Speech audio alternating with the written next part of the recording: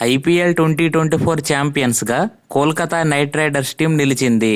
Chepauk stadium వేదికగా జరిగిన final మ్యాచ్లో సన్ రైజర్స్ హైదరాబాద్ను చిత్తు చేసిన కేకేఆర్ ముచ్చటగా తన ఐపీఎల్ ప్రస్థానంలో 3వ ట్రోఫీని సొంతం చేసుకుంది.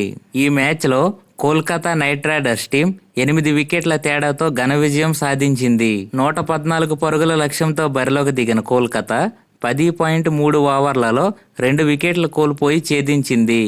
కేకేఆర్ బ్యాటర్లలో గుర్బాజ్ 39 పరుగులు చేయగా first down batter Venkatesh Iyer 52 పరుగులతో రాణించాడు. అంతకు ముందు బ్యాటింగ్ చేసిన సన్ రైజర్స్ హైదరాబాద్ టీం కేవలం 113 పరుగులకే ఆలౌట్ అయింది. ఈ మ్యాచ్లో కోల్కతా బౌలర్లు చెలరేగడంతో సన్ రైజర్స్ హైదరాబాద్ టీం కేవలం 113 పరుగులకే కుప్పకూలింది. సన్ రైజర్స్ హైదరాబాద్ బ్యాటర్లలో కెప్టెన్ ప్యాట్ కమిన్స్ 24 పరుగులతో టాప్ స్కోరర్గా నిలవగా మర్కరమ్ 20 పరుగులు, క్లాసన్ 16 పరుగులు చేశారు.